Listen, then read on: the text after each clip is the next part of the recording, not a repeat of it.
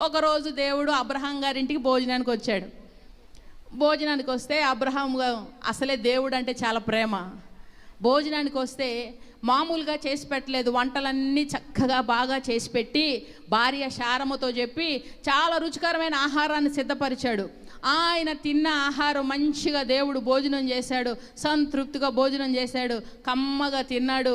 ఇక తిన్న దేవుడు ఆశీర్వదించకుండా ఉండలేకపోయాడు. అబ్రహామా, ఇక వచ్చే సంవత్సరానికి నీ ఒడిలో కొడుకు పుడతాడని చెప్పి దీవించాడు.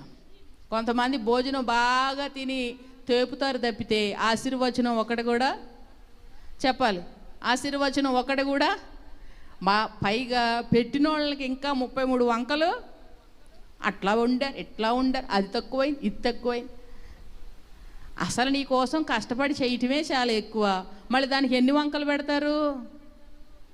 వంకలు పెట్టకుండా తిని ఏ రోజన్నా దీవించారా భార్యల్ని? అది తక్కువ, ఇది తక్కువ, అది ఎక్కువ, ఇది ఎక్కువ, ఇది ఉడకలేదు, అది పచ్చిగా ఉంది, ఇది ఎక్కువ ఫ్రై అయింది, ఇందులో నూనె ఎక్కువైంది, ఇందులో కరివేపాకు. అర్థమవుతుందండి?